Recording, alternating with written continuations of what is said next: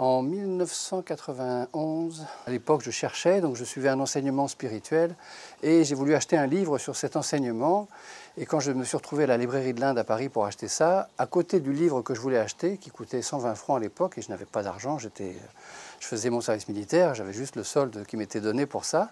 Juste à côté de ça, il y avait un tout petit livre qui s'appelait Yoga intégral et santé, la mer.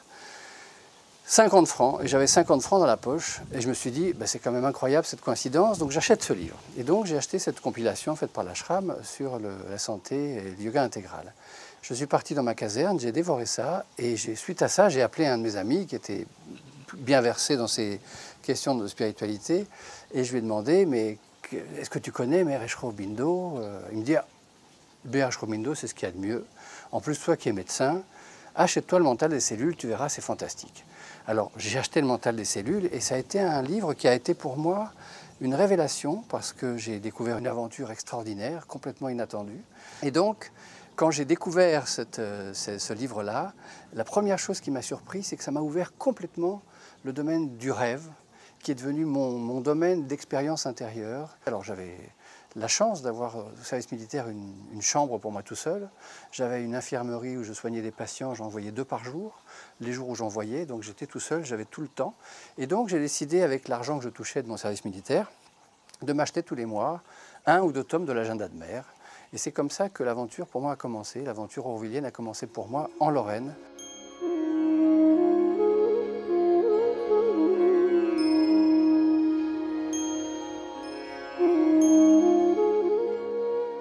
Cette histoire-là m'a fait découvrir bien sûr l'agenda qui a été pour moi un document absolument fabuleux et qui m'a donc fait connaître bien sûr à travers les échanges qu'il avait avec Meher, donc Satprem.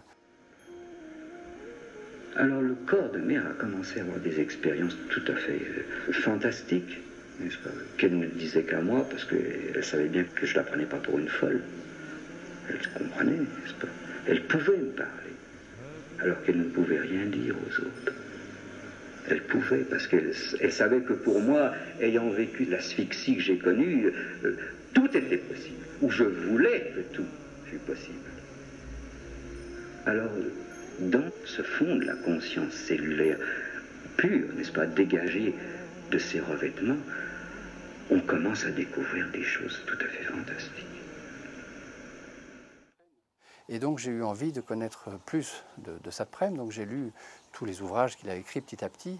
Et ça a été pour moi le point de départ de quelque chose qui allait être une révolution, parce que moi j'avais toujours dit auparavant s'il y avait un pays où je n'irais jamais mettre les pieds, c'est en Inde.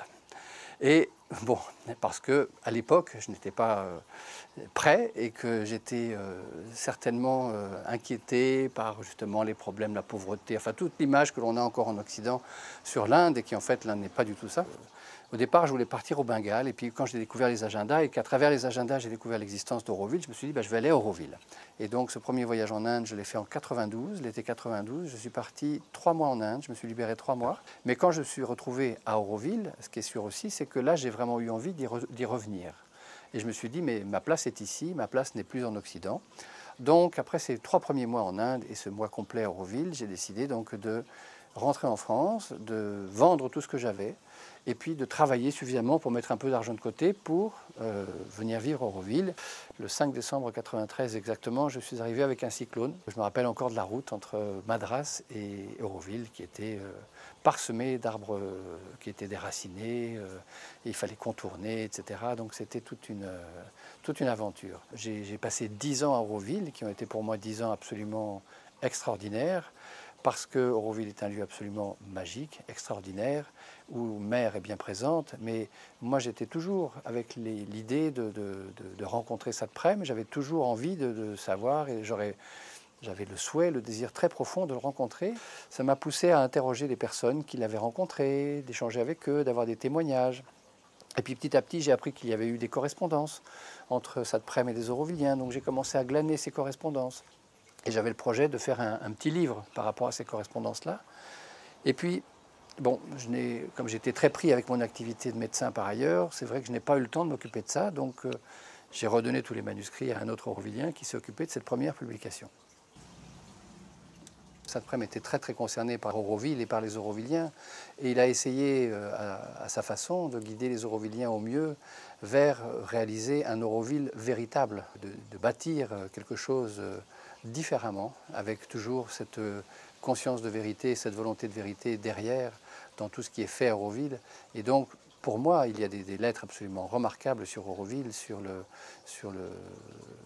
les conseils ou sur la vision qu'il avait d'Auroville, même si bon, Saint-Prème est décrié quand même par certaines personnes qui le trouvent par trop pessimiste ou qui le trouvent déplacé dans certains de ses propos, parfois trop dur, mais je pense qu'il avait une vision relativement précise, intérieure, de ce qui comment dire, de l'enjeu que représente Auroville.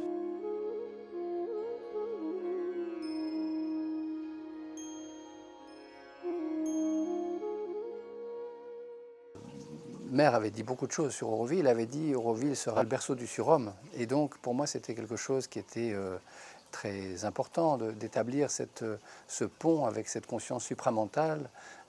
Et Auroville était un lieu où collectivement on pouvait aspirer à cette descente du supramental pour que cette puissance vienne transformer justement le fonctionnement à la fois de la société aurovillienne, mais aussi le fonctionnement interne de chaque être. Et donc, puisque l'expérience de Maire, l'expérience de l'agenda, ou celle que Saint-Prème relate après dans Évolution 2 ou dans les carnets d'une apocalypse, c'est quand même aussi une épopée, une évolution qui se fait dans le corps, à l'intérieur du corps, au niveau des cellules. Auroville a toutes ces dimensions-là à jouer. À la fois, c'est un corps collectif qui a une conscience collective et qui a donc une aspiration collective à autre chose. Et donc, alors, les avis peuvent différer selon les individus. Les individus peuvent voir les choses chacun à sa façon, et c'est ça qui est aussi merveilleux. C'est cette richesse et cette complémentarité de l'approche des Aurovilliens qui est vraiment très très intéressante. Mais ce qui est certain, c'est qu'il y a une vibration qui est commune aux Aurovilliens, que l'on retrouve chez tout le monde, et qui est reconnaissable de l'extérieur. Les personnes de l'extérieur, de Pondichéry ou que sais-je, le reconnaissent très bien. Mais c'est un travail qui est quand même, qui demande beaucoup et qui est très exigeant. C'est pour ça que Saint-Prème a été toujours très bienveillant. Et quand j'ai vécu à Auroville, j'ai eu très souvent, j'aurais bien aimé pouvoir aller le rencontrer, pouvoir aller simplement partager un silence avec lui ou ou lui poser des questions, y avoir ses réponses. Moi, en tant que médecin, j'étais quand même très très concerné par ce travail corporel. C'est une aventure qui est quand même fascinante, et qui est fascinante parce que justement elle n'a jamais été faite, et que justement c'est une aventure qui donne plein d'espoir et qui donne un sens aussi à toute l'absurdité du monde dans lequel nous vivons, en Occident ou ailleurs, et qui donne un vrai sens à la vie. Enfin, pour moi, je me souviens quand j'étais enfant, je me disais mais c'est quand même absurde que l'évolution ait mis des millions d'années pour arriver à un être humain qui vit 50, 60 ans, 70 ans et après. Je ne comprenais pas cette complexité, cette lenteur du travail de la nature pour arriver à quelque chose qui finalement regarde des matchs de football et qui boit de la bière le dimanche. Ça me paraissait un petit peu restreint. Et c'est vrai qu'avec la découverte de l'enseignement de Maire et de Schroer-Aurobindo et de Saint-Prème aussi, parce que Saint-Prème a aussi une façon d'écrire qui est absolument prenante, et Saint-Prème est un être d'une intensité qui est quand même totale, qui est radicale, et qui bien sûr ne convient pas forcément aux personnes qui n'ont pas cette intensité-là, et qui peuvent le voir comme étant un extrémiste, comme étant un fanatique, etc. Alors que je pense que c'est aucun fanatisme, c'est simplement une intensité d'être, une intensité d'aspiration, et qui est vraiment ce qui permet de faire jaillir autre chose. C'est vraiment d'arriver à ce point d'annulation de soi où il n'y a plus que ça qui compte et il n'y a plus que cet appel, cette prière, cette aspiration qui compte et qui fait cette chose se produire, qui fait cette chose arriver. Alors, c'est clair que quand j'étais à Auroville, quand je vivais à Auroville, j'ai quand même, à travers les lectures que j'avais des agendas, que j'ai lus plusieurs fois, à travers les lectures de Saint-Prème, à travers les lectures de Maire et de Schroer-Aurobindo, bien évidemment. Et après, j'ai découvert aussi les hymnes du Rig Veda, dont Schroer-Aurobindo a traduit certains hymnes dans les hymnes à Agni. J'ai été amené à lire le grand hymne à Aton d'Akhenaton. Et quand j'ai lu ce grand hymne à Aton d'Akhenaton, j'ai ressenti la même force, et j'ai eu la même expérience. Alors je me dis, tiens, il y a un lien entre l'Égypte, entre les Védas, et entre Saint-Prem, et bien sûr Mer et Schrobindo, ça c'est... Voilà. Et c'est vrai que Mer parle dans les agendas du lien entre Saint-Prem et l'Égypte. Et donc pour moi, c'était une preuve par neuf que c'était vraiment comme ça que ça se faisait. Et puis en 1997, je suis resté à Auroville jusqu'en 2002, j'ai fait un rêve, je marchais sur un chemin, et puis il y avait une femme âgée à côté de moi que je ne connaissais pas, mais qui m'était familière, je ne sais pas qui c'est. Et puis le chemin avance, et on arrive à une croisée des chemins, avec le chemin qui se divise à droite et à gauche, et avec une pancarte, avec 2 flèches de chaque côté. Et là, cette femme qui était silencieuse jusqu'à ce moment-là me dit, voilà, tu es à la croisée des chemins, tu dois choisir. Alors, si tu vas sur le chemin de droite, tu auras la vie ordinaire des hommes, tu auras toutes les richesses, tous les biens, tu auras le luxe, tu ne manqueras jamais de rien, tu seras riche, tu ne manqueras jamais de rien. Si tu vas sur la voie de gauche, c'est la vie spirituelle et tu iras jusqu'au bout. Choisis. Et là, c'était un moment de choix d'âme dans cette expérience-là. Et à ce moment-là, j'ai tout de suite choisi de partir à gauche. Et donc, je suis parti à gauche et j'ai commencé à marcher sur un chemin qui était extrêmement boueux. Et donc, avec des grosses flaques, etc., je n'arrivais pas beaucoup à avancer très vite. Et à ce moment-là, j'ai senti une main dans le dos qui m'a poussé, qui m'a fait avancer, me mettre à sec de ce passage-là. Et je me suis retrouvé au bas d'une colline avec des marches, une colline que je n'avais jamais vue, hein, bien évidemment, mais avec des marches très particulières construites. Et puis, donc, je me rappelle, je montais ces marches en courant, et à mesure que je montais, j'étais envahi d'une grande joie parce que j'avais l'impression de retrouver quelque chose que j'avais déjà vécu des centaines de fois. C'était d'une familiarité incroyable. Et j'arrive tout en haut dans une maison, très familière aussi, une maison avec, je me rappelle, un couloir avec des petites vitres, avec des petits carreaux sur la droite, et puis des salles sur la gauche. Et puis, j'étais tout seul, et puis je comprends que dans cette maison, je pense que je comprends, parce que je n'ai pas souvenir que quelqu'un me le dise, je comprends que je vais passer un examen. Bon, alors il y a des salles, il n'y a personne, et puis je rentre dans une salle, il y a des gens qui parlent entre eux, etc. Et puis il y a une petite icône de Ganesh, je crois, et posée là, avec une petite bougie, un petit bâton d'encens, et puis, je ne sais pas pourquoi, mais je sens que c'est mon tour de passer cet examen, donc j'enlève tous mes vêtements, je me mets tout nu, je me prosterne. Et je reste un long moment en prosternation devant Ganesh, et puis je me relève, et puis à ce moment-là apparaît quelqu'un qui se présente à moi, qui me dit, voilà, je suis votre examinateur. Il me dit, vous avez tout donné au divin, c'est merveilleux, mais vous avez oublié une chose, vous avez oublié d'enlever vos chaussettes. Et les chaussettes, ce sont les sentiments. Alors là, j'en suis resté interloqué de ce rêve, ça m'a réveillé, et je n'ai pas très bien compris, et c'est quand même un rêve qui a été assez incroyable. Alors l'idée saugrenue, peut-être, m'est venue de monter à Bénarès, et d'aller me baigner dans le Gange en chaussettes et de laisser partir mes chaussettes. Donc j'ai fait 1500 km pour aller faire ça. Effectivement, quand je suis revenu, je me suis senti libéré de quelque chose. Et puis pour moi, voilà, c'était, je l'ai compris comme ça, à l'époque. C'était en 97, et puis je suis parti d'Auroville donc en octobre 2002. Et puis je suis rentré à Paris, j'ai créé un cabinet. J'avais une vie, donc ça se passait très bien, j'avais beaucoup de patients, j'avais beaucoup de choses. Et puis quand même un jour, je me dis c'est quand même bizarre parce que dans mon rêve que j'ai fait, et à l'époque je n'avais pas regardé quelle date c'était, mais ce rêve était resté très très présent, je me dis c'est quand même bizarre parce que j'ai choisi de partir sur le chemin de gauche. Or dans ma vie actuelle, j'ai plutôt l'impression d'être sur le chemin de droite où j'ai tout ce que je veux, etc. Mais c'est pas ce que j'avais choisi à ce moment-là, et je me suis vraiment couché avec une question très très forte. Et la chose incroyable, c'est que cette même nuit, j'ai fait un autre rêve qui a été aussi incroyable. C'est-à-dire que je me suis retrouvé j'étais dans une pièce qui était ma chambre, et j'avais donc mon jeune garçon qui était en train de s'endormir. Et puis moi, je ne pouvais pas bouger, j'étais blessé à la jambe, je ne pouvais pas avancer. Et puis tout d'un coup, je regarde dans la pièce et je vois un immense éléphant indien. Et je me dis, mais tiens, c'est quand même bizarre, qu'est-ce qu'il fait là? Et puis, mais je continue à vaquer à mes occupations, maladroitement, parce que je ne pouvais pas marcher beaucoup. Et puis tout d'un coup, j'ai senti l'éléphant qui s'est posé sur moi. Et là, je me suis laissé faire complètement, sans aucune peur, rien à bouger. Et il s'est posé sur moi, et il m'a approché de son visage, et j'ai senti son souffle. Et ça a été quelque chose d'absolument extraordinaire. Et puis après, donc j'ai comme perdu conscience, mais j'étais conscient dans ce rêve. Et il m'a pris dans sa trompe et il m'a bercé comme une mère.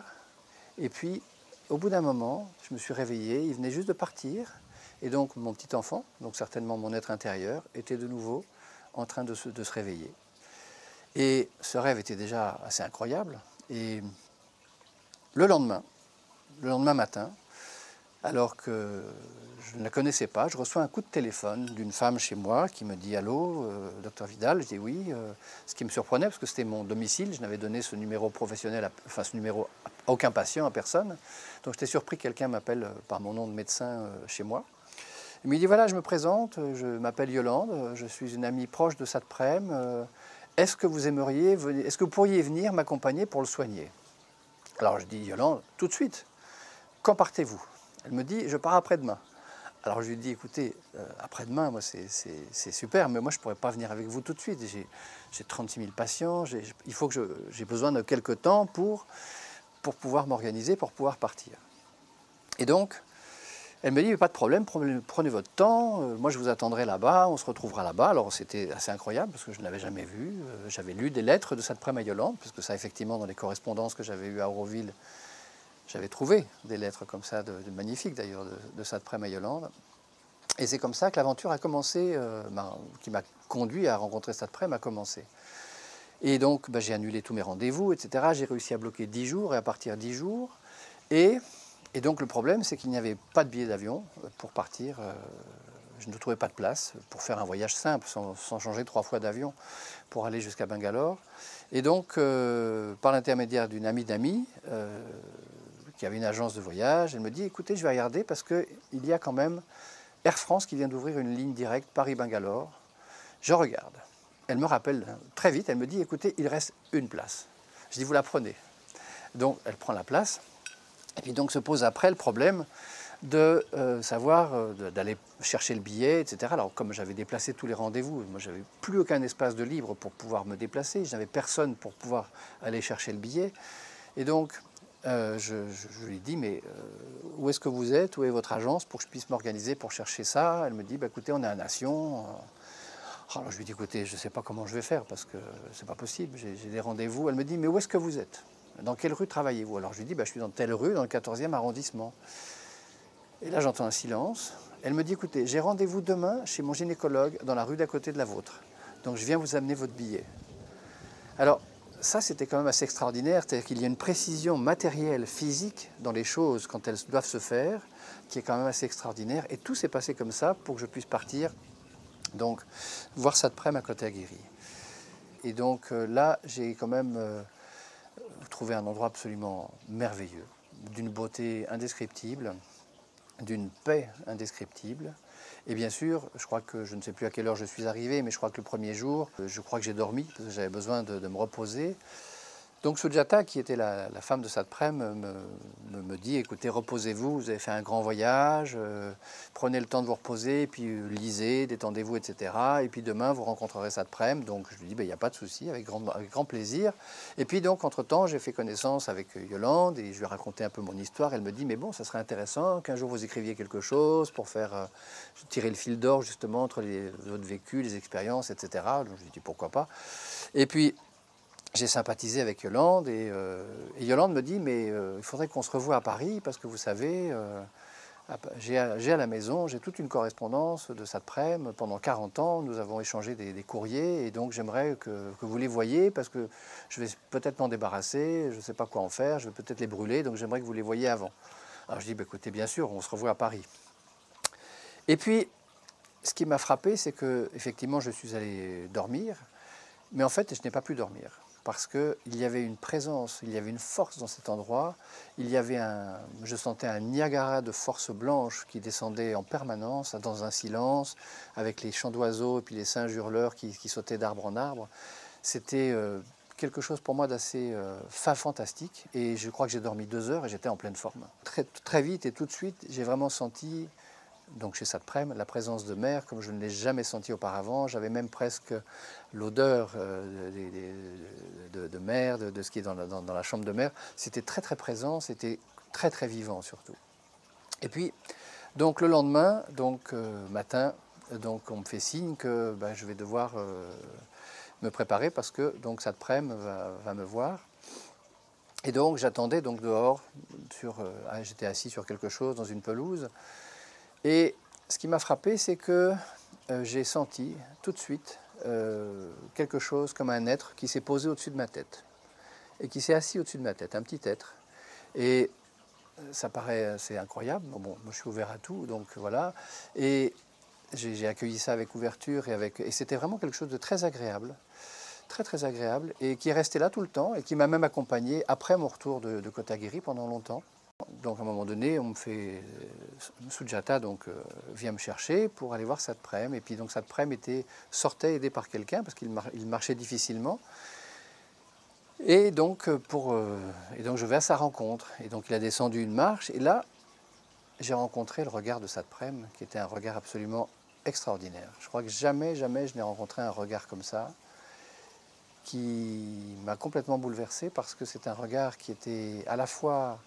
Il y avait ce bleu que j'avais vu dans les rêves. Je retrouvais son regard qui était tellement familier. Et puis en même temps, je sentais une telle porosité ou une telle vulnérabilité, comme s'il était poreux, réceptif absolument à tout, comme s'il sentait tout. Et je ne me suis jamais senti vu et regardé de cette façon-là. C'est comme si ça voyait jusqu'au fond de mon corps, jusqu'aux dernières petites cellules, étaient regardées par ce regard. Et en même temps, il y avait cette immense fragilité, il y avait une puissance absolument colossale dans ce regard, comme là encore, comme un Niagara qui descendait, mais dans une douceur. Et c'était blanc, c'était enveloppant, c'était très agréable, très agréable. Quand Satprem m'a regardé, alors je ne sais pas combien de temps a duré ce regard, mais ça a duré pour moi longtemps. Mais ça a peut-être été 30 secondes, peut-être une minute, je ne me souviens pas. J'ai souri. Et puis, Satprem a dit à Sujata, « Oh, t'as vu, il sourit ?» Et donc, on s'est assis. Et puis, la première chose que m'a dit Satprem, il m'a dit, « Est-ce que vous pensez que je suis fou ?» Et il était presque en larmes en me disant ça. Et je lui ai dit, « Non, vous n'êtes pas fou, c'est le monde qui est fou. » Et alors je lui dis, mais il me dit, je ne comprends pas le monde dans lequel je vis, je ne comprends pas, il me dit, l'évolution pour moi aurait dû s'arrêter aux oiseaux, et je ne comprends pas cette espèce, c'est un monde étrange. Et puis, il me dit, que cherches-tu? Alors je lui dis, la beauté, la vérité, et puis j'ai souri. Et alors là encore, il a dit, mais t'as vu, il sourit? Et ça l'a vraiment beaucoup touché. Et il me dit, la beauté, ça je comprends, parce que la nature, les arbres, les oiseaux, me dit, mais la vérité, c'est une querelle d'école. Je dis, non, mais pas la vérité qu'on lit dans les livres, la vérité que l'on vit, que l'on incarne, ça m'intéresse. Et donc, sa réflexion suite à ce que je lui ai dit, ça a été de dire à Sujata et puis à la personne qui était là, ça a été de dire, regarde, il est vraiment gentil. Et il me dit, gentil, ça veut dire beaucoup, ça veut dire que tu es ouvert et que tu crois à cette nouvelle chose qui est là. Et je dis, oui, bien sûr. Il disait que son corps était écrabouillé par une tempête de plomb, il était très lourd, il avait du mal à se déplacer, qu'il avait du plomb partout, que c'était une tempête de plomb, qu'il avait de la foudre dans les oreilles en permanence, et qu'il sentait une grande force qui le descendait, qui rebondissait sous les pieds, puis qui remontait, puis qui redescendait en permanence.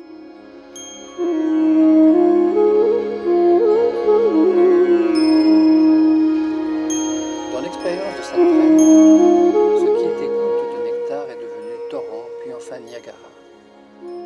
Ce que les cellules accueillaient délicieusement est devenu oppressant et compressant au niveau du cœur et du cerveau. Ce qui était solide liquide devient de plus en plus solide au niveau plus primordial du squelette. Ça résiste de plus en plus, écrivait Satprem. Satprem commença à appeler ce torrent d'énergie la foudre, car c'était d'une vélocité incroyable. Et je cite, comme une fraction de seconde pour descendre jusqu'au bout des pieds, et aussi perçant ou irrésistiblement, on pourrait dire inexorablement, écrasant et percutant qu'un éclair.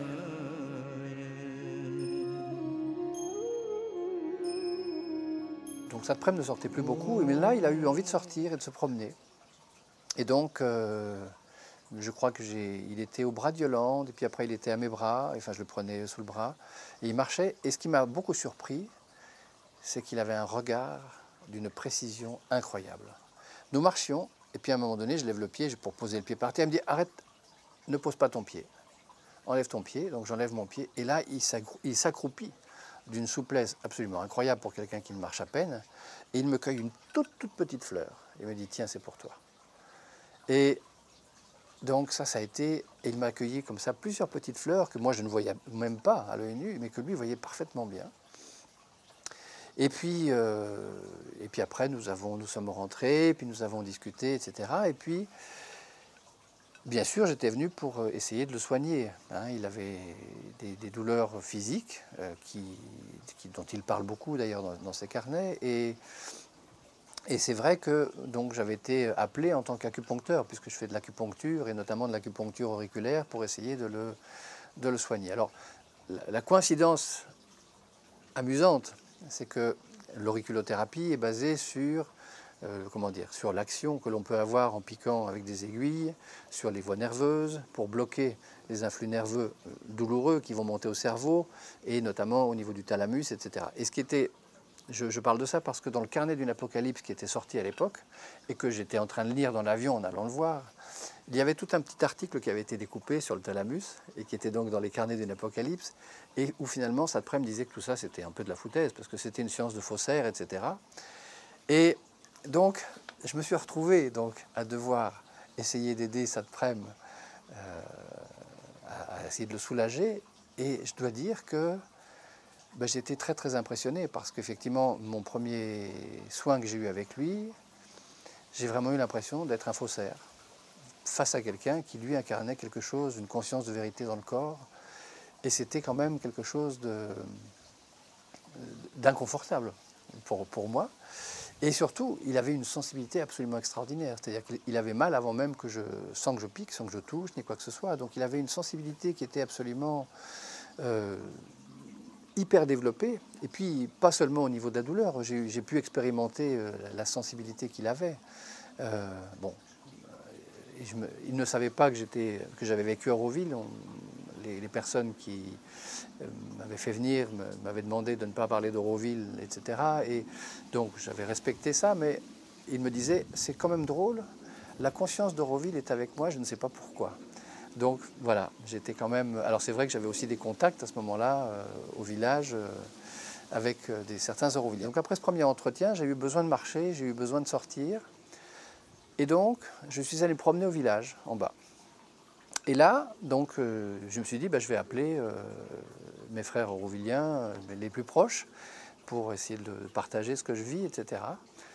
Et là, je descends la route et j'arrive devant une montagne qui était exactement la colline de mon rêve de 1997, avec les marches, etc. Et là, j'ai eu un moment d'arrêt. Je me suis dit, c'est dingue. Est-ce que je rêve? Est-ce que c'est réel? Et je me suis assis, je me rappelle, sur une borne en pierre. J'ai regardé ça complètement stupéfait. Je me suis même pincé pour voir si je dormais, si j'étais en train de rêver ou pas. Et j'ai vu que c'était bien réel. Et je me dis, mais c'est quand même incroyable. Et là, j'ai eu le déclic. Et je me suis dit, mais c'est incroyable, la maison que j'avais dans mon rêve en 97, avec le couloir, avec les fenêtres à petits carreaux, c'est la maison de Satprem. Là, j'ai compris. Je me suis dit, tiens, c'est incroyable, ce rêve de 97, je l'ai fait quand même 9 ans avant. J'avais tous les détails de ce que j'allais vivre là après, quoi. Quand j'étais chez Satprem, les nuits étaient extrêmement mauvaises pour moi, pour 2 raisons. Soit parce que j'ai vécu là-haut un nettoyage de mon propre subconscient qui a été vraiment énorme. Parce que je me souviens que quand j'étais enfant, je faisais des rêves récurrents, qui étaient des rêves extrêmement angoissants. C'est-à-dire qu'à l'époque, on me faisait descendre dans des cachots, dans des souterrains, et il y avait des couloirs, et dans ces couloirs, il y avait comme des cellules, comme des caves, des cellules avec des portes en bois, avec des verrous, des cadenas. Et dans chacune de ces caves, il y avait des cadavres, des squelettes. Mais toujours quand j'étais dans cet endroit, c'était les morts qui se réveillaient et on entendait les cadenas qui étaient en train de sauter parce que tous les morts étaient en train de sortir. Et moi j'avais oublié ce rêve-là. Je l'ai fait des dizaines, si ce n'est pas des centaines de fois quand j'étais enfant. Et là, j'ai revécu ces rêves-là. Et là, je me disais, mais c'est... Et donc, j'avais du mal à aller me coucher le soir parce que je savais que j'allais retrouver ça. Et c'était quand même pas facile. Et pareil à Auroville, quand j'ai vécu à Auroville, j'ai fait un rêve qui a été récurrent, où on me faisait descendre sous terre. Enfin, on me faisait descendre. Je sentais une main qui me poussait sous terre. Et j'étais dans un lieu où je ne voyais rien. Je n'ai jamais rien vu dans ce lieu, si ce n'est qu'il y avait un escalier qui descendait, un peu circulaire. Et à mesure que je descendais, c'était de plus en plus intolérable. Il y avait là toute la douleur du monde qui était dans cet endroit. Et j'arrivais dans cet endroit, c'était d'une suffocation, mais insupportable. Insupportable. Et ça sentait le brûler, comme si on brûlait de la chair vive. Et quand j'étais chez Satprem, ce rêve-là est revenu plein de fois aussi. Les nuits étaient donc peu reposantes, parce que très souvent j'étais appelé la nuit par Sujata qui avait besoin de dormir et Satprem était réveillé. Alors c'était assez incroyable parce que il faut imaginer qu'on est dans une maison perchée sur une colline, isolée, loin de tout. Et là, Satprem me disait « Écoute, mets-moi l'Empereur ». Alors il adorait le concerto de l'Empereur de Beethoven et on écoutait le concerto de l'Empereur à plein volume dans cette maison avec le feu qui brûlait à côté et on écoutait ça en silence. Ou alors c'était tantôt des chansons dévotionnelles de Tagore, mais il aimait beaucoup Beethoven et c'était vraiment des moments assez privilégiés. Et puis il fumait son petit cigare, il demandait à fumer un petit cigare de temps en temps.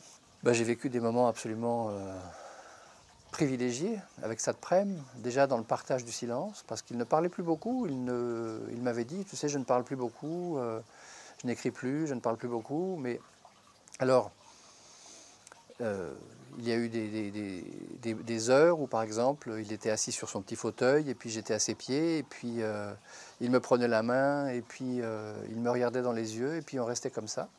Et ça durait longtemps, et c'est comme s'il m'emmenait quelque part. Et il me disait, mais tu sens cette force colossale qui me traverse, tu sens ce plomb. Quel était ce milieu dense, solaire, au-dessus de la dernière ligne surmentale, dans lequel Satprem était entré? Un jour, celui-ci trouva par hasard la plus exacte définition possible, donnée par Sri Aurobindo au hasard d'une conversation, et comme par inadvertance. Sri Aurobindo l'avait appelé supramental, supermind, et il avait simplement dit « le supramental est plus fluide qu'un gaz et plus dur que du diamant ». Le corps de Satprem avait été pilonné par le supramental que Sri Aurobindo la mère avait fait descendre et avec lequel il avait été capable d'entrer en contact dès qu'il avait traversé les frontières du mental et du surmental. Le corps de Satprem, qui subissait la poussée de la nouvelle force, avait besoin de faire l'expérience des milliers de fois pour que le corps comprenne et adhère, et ces expériences concernaient la vieille charpente évolutive résistante et le processus de respiration. Parce qu'en fait, ce que j'ai pu observer, c'est que Satprem était effectivement dans un état où il n'était absolument pas malade, ni physiquement, ni mentalement, mais simplement il était dans un processus d'une expérience vivante dans son corps qui le traversait constamment jour et nuit. Quand on lit les carnets d'une apocalypse, on a l'impression à certains moments qu'il dit bon, l'expérience a duré de telle heure à telle heure et après je suis parti me promener. C'est comme si l'expérience s'arrêtait, alors que là j'avais vraiment l'impression qu'il était en continu et qu'il était dans une sorte de convulsion qui le poussait vers autre chose, dans un autre état corporel, dans un autre état physique et dans un autre état cellulaire. Et il disait bien, de toute façon, que son corps n'était pas que ce qu'il vivait dans son corps signifiait quelque chose. C'était la transcription ou c'était le reflet de quelque chose qui se passait pour la Terre et qui était quelque chose qui était en train de se faire pour la Terre. Ça, c'est vraiment très important. Et il me disait aussi, tu sais, c'est un chemin qui n'est pas facile parce que cette puissance-là, de descente, cette puissance supramentale, elle attire à elle tout ce qui lui est contraire. Et donc, c'est quelque chose qui est dangereux physiquement et qui est donc dangereux aussi au niveau planétaire. Si on regarde bien ce qui se passe sur la Terre, on voit bien qu'on est toujours au bord de la catastrophe et qu'on comprend bien le parallèle entre cette force et le côté, limite entre les expériences de mer, quand elle parle dans les agendas, il y a certains grands passages où elle est presque sur le bord de partir de l'autre côté, comme elle dit. Et puis finalement, non, il y a quelque chose qui la ramène. Mais c'est toujours très très tangent. Et on a l'impression qu'au niveau planétaire, c'est exactement la même chose. Au niveau de tous les conflits, de toutes les menaces de guerre, on frôle toujours la catastrophe. Et puis il y a quelque chose qui... Et je crois que c'est dans la tragédie de la Terre, Saint-Prème a une très jolie phrase. En parlant de cette expérience-là, de cette puissance-là, il disait « ça », donc cette puissance-là, ça attend les survivants. Ce qui veut dire que les survivants, ce sont ceux qui sont capables de traverser. Et c'est pour ça qu'il n'y a pas de destruction. C'est pour ça qu'il y a cette puissance-là attendre. Cette puissance-là ne cherche pas la destruction. Elle cherche justement à construire autre chose avec les éléments qui sont prêts, qui sont ouverts et qui peuvent participer et qui ont un minimum de préparation. C'est pour ça que Sri Aurobindo et Mère dans leur ashram étaient des pionniers dans le sens où ils ont introduit l'éducation physique, le sport, comme discipline de préparation corporelle à pouvoir recevoir cette puissance-là. Ce qui n'était pas le cas des yogas traditionnels où on était assis en méditation et on faisait quelques postures de yoga. Là, ce n'est pas pareil. Donc c'est comme si le corps avait besoin d'une préparation, à une plasticité, voilà, de façon à pouvoir recevoir quelque chose. Et ça, bon, moi je l'ai observé en moi quand j'ai vécu à Auroville, dans certaines expériences, et je ne suis pas le seul. Je sais que j'ai beaucoup de frères aurovilliens et de sœurs aurovilliennes qui ont partagé ce vécu, puisque nous l'avons partagé ensemble, nous en avons parlé. Et donc il y a vraiment quelque chose qui se fait.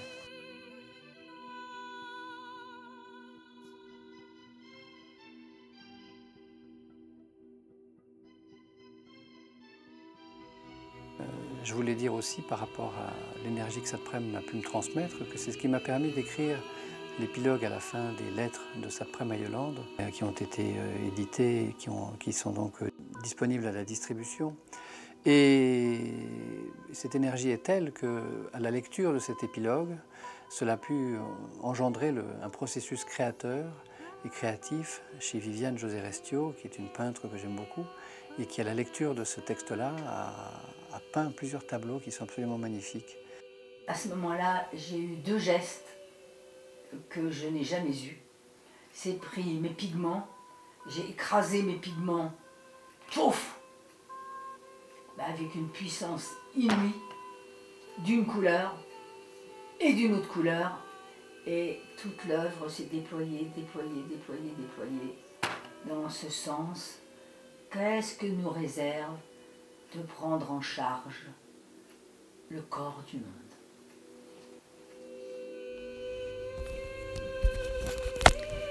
J'aimerais dire ce que j'ai vu, un être totalement transparent et traversé par tout ce qui venait à son contact, d'une sensibilité extrême, donnant des apparences de fragilité et à la fois baigné de façon permanente par une puissance formidable qui se déversait à torrents sans relâche dans son corps. Une tempête de plomb pour reprendre ses mots. J'ai vu et senti dans son regard bleu cette puissance de feu et d'amour à la fois. J'ai vu cet être subir sans répit l'assaut d'une force colossale, comme dans une agonie ou une convulsion, à la mesure de l'intensité de cette puissance, se frayant un chemin dans le corps du monde. Je l'ai aidé du mieux que j'ai pu, mais j'avoue m'être senti totalement impuissant devant ce processus si extraordinaire et en dehors de la physiologie humaine ordinaire. Je connaissais l'expérience de Sri Aurobindo et de Mère.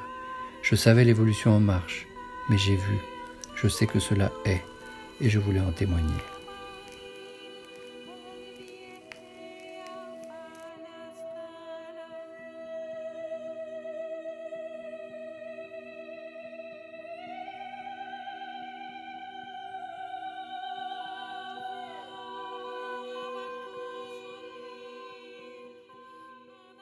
C'est vraiment l'être total qui s'expanse, qui va s'expanser dans la lumière, pratiquement en conscience.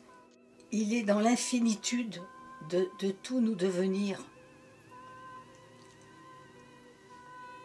Car il est à la fois dans une direction comme volontaire et en même temps, non.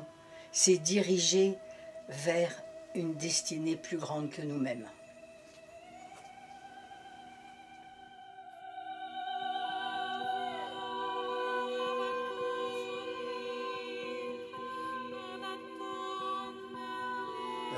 Alors à un moment donné, je lui ai dit, mais écoutez, j'aimerais bien pouvoir vous aider, j'aimerais bien pouvoir prendre un petit peu de cette chose-là pour vous soulager. Et il m'a dit, mais tu es là pour ça, mon petit. Et ça a été une phrase qui m'a vraiment surprise. Et après, bon, il était visiblement content que je sois là, parce que c'est vrai qu'il était tout seul avec sa femme Sujata, puis la personne qui s'occupait de lui. Et moi, j'avais la sensation qu'il aimait la compagnie, qu'il avait besoin de parler. Et il était d'ailleurs avec Yolande, il était ravi quand Yolande est venue. Nous avons même rigolé. Enfin, c'était quelque chose de très convivial et de très simple. Et puis bon, c'était vraiment quelqu'un qui vivait dans une simplicité matérielle absolument totale, hein, avec pas grand-chose et se conformant avec pas grand-chose, et qui était pour moi d'une sincérité totalement vraie, une sincérité absolue dans ce qu'il disait. Je vais raconter un autre rêve qui s'est produit parce qu'il a un rôle important à jouer. Enfin, il va raconter un petit peu certaines choses. Et dans ce rêve-là, je sais que le lendemain, je crois, Sujata devait partir chez le dentiste. Et donc elle est partie chez le dentiste, mais la veille au soir, dans la nuit d'avant, j'ai fait un rêve où j'étais avec Satprem, mais j'étais avec Sri Aurobindo, ce qui est rare, parce que j'ai très rarement rêvé de Sri Aurobindo. Et Satprem m'enseignait à faire de la voile. Et donc, c'était vraiment très agréable. Et puis, ce rêve disparaît, puis apparaît un autre rêve, et où là, j'apprends que Satprem est mort, et que peu de temps après, Sujata est morte, qu'elle a suivi. Et là, je suis dans une révolte intérieure absolument complète dans ce rêve, et je dis c'est impossible, Satprem ne peut pas mourir. Et en fait, la scène est montrée, c'est-à-dire qu'on voit un bateau qui représente Satprem, qui est renversé. Et puis, la quille en l'air, et donc voilà. Et puis arrive un énorme bateau, comme un super-tanker, un pétrolier, qui prend en remorque ce bateau, et puis qui l'emmène. Et puis je regarde cette quille, ce bateau, et je me rends compte que finalement, il n'a rien du tout. Qu'il n'a absolument aucune égratignure, qu'il est en parfait état. Et je raconte ce rêve parce que le lendemain, donc j'étais avec Satprem, et puis Sujata est parti donc chez le dentiste, donc c'était à 2 heures de taxi, donc aller, 2 heures retour, enfin donc c'était toute l'après-midi. Et puis donc Satprem me demande de marcher, donc je le fais marcher, on s'assied sur les marches, et puis il a un malaise. Et puis tout d'un coup, il perd complètement connaissance, il se révulse, les yeux qui se révulsent, etc. Et c'est comme s'il était en train de mourir, le lendemain du rêve. Alors je le soulève, je l'emmène dans son lit, j'appelle la personne qui s'occupait de lui, etc. Et j'arrive en voulant lui faire un point d'acupuncture pour le sortir de cet état, etc. Je prends mon tensiomètre, etc. Puis quand je lui parlais, je lui dis écoutez, je vais vous piquer. Et là, il m'a écarté la main. Il m'a dit ne pique pas. Et là, il a commencé à répéter le mantra de mer, le mantra de mer, le mantra de mer. Et puis, moi, j'avais l'impression qu'il avait vécu quelque chose de... Enfin, j'ai essayé de ne pas mettre de diagnostic dessus, de formation mentale sur cette chose-là, mais bon, c'était quand même assez inquiétant de le voir comme ça. Et puis, il était immobile, mais il était conscient, il respirait, etc. Et puis, il ne parlait pas, et je n'entendais que le mantra, ma. Et puis, à un moment donné, quand Sujata est arrivé, il s'est levé, spontanément, et lui a dit « J'espère que tu n'as pas trop souffert » de chez le dentiste. Et puis voilà, c'est rentré dans l'ordre. Mais c'est quand même intéressant de voir la séquence du rêve qui était apparue et puis l'événement. Et puis après, bon, la postérité, c'est-à-dire 1 an après, c'est vrai que quand Satprem est parti, Sujata a suivi 1 mois après. Donc c'est quand même, voilà, je peux juste témoigner de cette chose-là. Je peux témoigner aussi d'une chose, c'est que quand j'étais donc chez Satprem, alors je disais tout à l'heure que le regard de Satprem était un regard qui était à la fois, où on sentait toute cette vulnérabilité et toute cette puissance. J'ai parlé de Niagara blanc, mais c'est vrai que Satprem était un être quand même d'une intensité de feu extraordinaire. Et puis, je dirais par rapport à cette complémentarité entre la fragilité, la vulnérabilité et puis la force extrême, me revenait cette phrase que Sri Aurobindo ou Mère cite dans les agendas, c'est « fluide comme le gaz, aussi fluide que le gaz et aussi dur que le diamant ». Les deux opposés réunis qui sont la caractéristique du supramental. Et donc, c'est ce que moi je percevais à ce moment-là. Il y a eu une fois, je me rappelle, parce que la personne qui s'occupait de Satprem m'avait dit que Satprem s'était réveillé un jour avec la sensation d'avoir un éléphant sur lui et qui est parti, qui a quitté la chambre le matin. Et donc, je lui ai parlé de cette expérience-là. Je lui ai dit, mais on m'a dit que vous avez vécu cette chose-là. Et je lui ai dit, moi, je partage mon rêve que j'ai fait donc, avant de venir. Comme quoi, je me suis senti écrasé complètement par un éléphant, mais dans l'amour, vraiment sans aucune douleur ni rien. Et je me suis abandonné complètement, et c'est là où il m'a bercé, etc. Et il m'a dit, mais ça c'est très bien, l'éléphant c'est le symbole de la puissance et de la sagesse. Et il me dit, il faut les deux choses. Hein. L'éléphant c'est la sagesse, et c'est la puissance, cette nouvelle puissance du nouveau monde qui est venue et qui t'a bercé. Donc c'est pour ça qu'il était surpris d'avoir fait lui aussi ce rêve-là. Et je voulais revenir là-dessus. Et sur le fait que Satprem, quand j'ai voulu le soigner, effectivement au départ, j'ai voulu commencer avec des aiguilles d'acupuncture et je n'ai pas pu le piquer. Je l'ai piqué la première séance, mais heureusement, j'avais amené avec moi autre chose, j'avais amené un laser. Un laser, c'est donc un rayonnement lumineux infrarouge avec des ondes lumineuses cohérentes et qui permettent donc de travailler sur des points en les stimulant simplement en appliquant un laser et en contrôlant avec le pouce que l'on fait. Et c'est ce que j'ai pratiqué avec lui, et je dois dire que ça l'a soulagé au niveau de ses douleurs, beaucoup plus que les aiguilles. Donc à la fin, je ne piquais plus, etc. Je ne travaillais qu'avec que le laser, et c'est vrai qu'il marchait mieux, il était détendu, il se sentait globalement mieux. Et donc je pensais que je serais peut-être amené à revenir pour voir Satprem et pour le soigner. Mais la sensation que j'ai eue, à travers aussi tout ce que Satprem m'a expliqué, par tout ce qu'il a pu me dire, sur ce qu'il traversait, et sur le fait qu'il disait « mon corps est le chemin », et le chemin du monde. Ce qui veut dire que c'est vraiment son expérience physique, corporelle, traduisait quelque chose de collectif, de terrestre.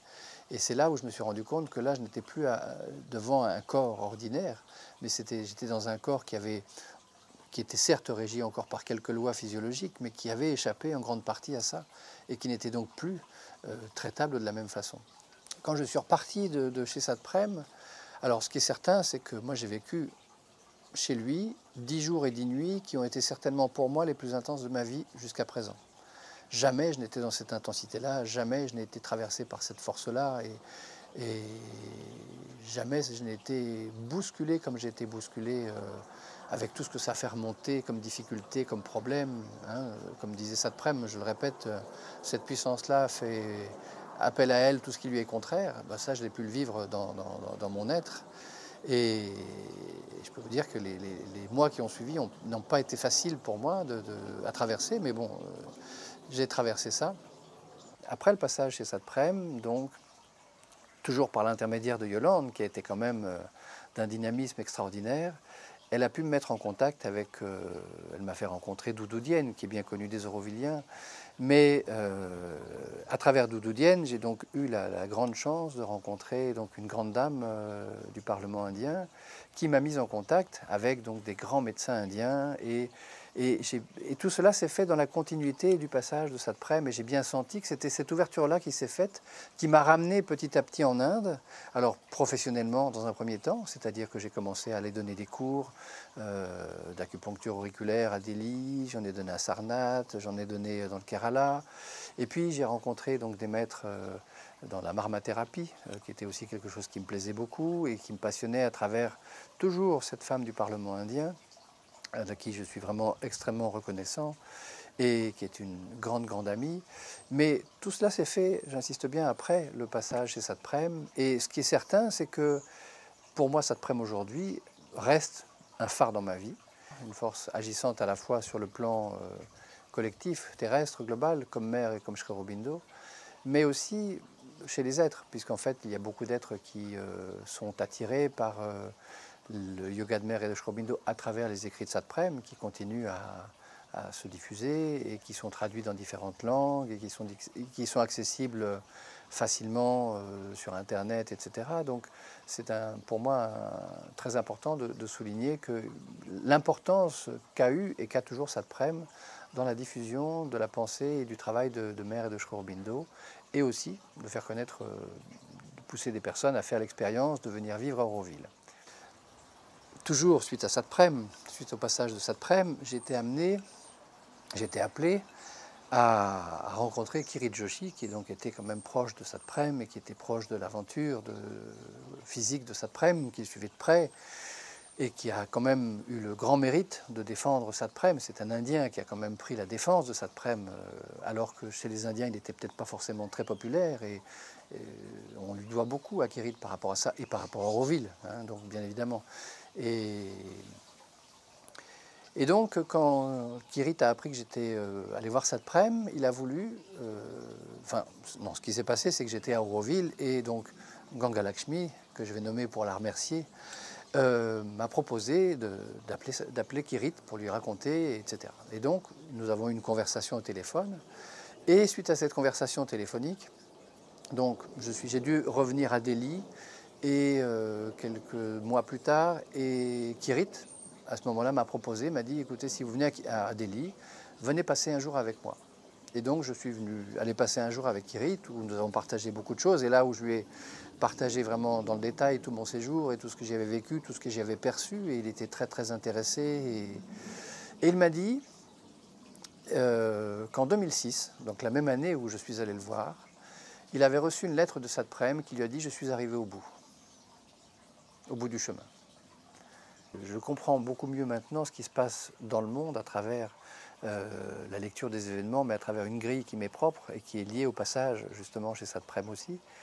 Et je sais que le monde avance vers quelque chose d'inéluctable, c'est-à-dire vers un avenir plus que radieux, même si les apparences ont l'aspect absolument opposé à cela. Ce n'est qu'une transition. Et c'est vrai aussi qu'à l'époque où j'ai soigné Satprem, je n'avais pas encore tous les outils dont je dispose aujourd'hui. La vie, les rencontres, toujours dans cette même continuité, ont fait que j'ai rencontré un grand professeur français qui a mis au moins une méthode de soins, de diagnostic, de prévention, de traitement, qui utilise le pouls et qui utilise la projection de couleurs. Et si j'avais eu cette méthode-là à l'époque où j'ai été soigné Satprem, je suis certain que j'aurais pu faire beaucoup plus que je n'ai pu faire à l'époque avec les moyens limités que j'avais, qui étaient le laser. Bon, ça c'est mon grand regret, c'est de ne pas avoir pu faire coïncider ces deux choses-là.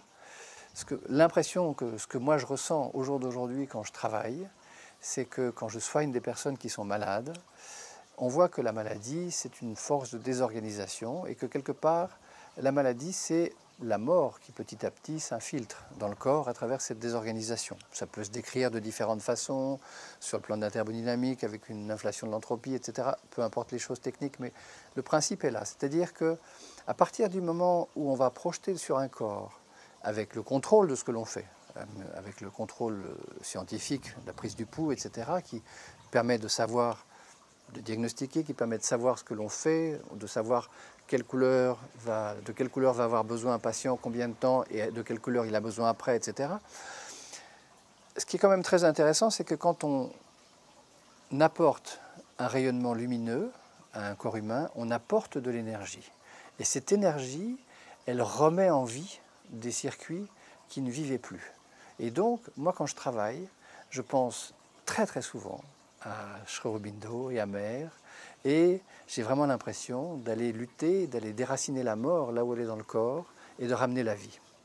Et je suis profondément reconnaissant à la vie de m'avoir donné ce moyen de soin aujourd'hui qui est vraiment extrêmement puissant et qui va vraiment chercher au plus profond. Et si vous saviez les résultats que nous avons sur des choses même soi-disant irréversibles et soi-disant incurables, c'est quand même assez intéressant, ce qui montre bien que là on travaille sur autre chose, qui en fait, on va aller débusquer la mort là où elle est dans le corps et on remet la vie.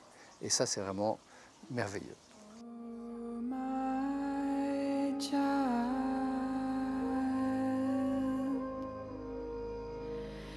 this is thy mother's prayer. This is thy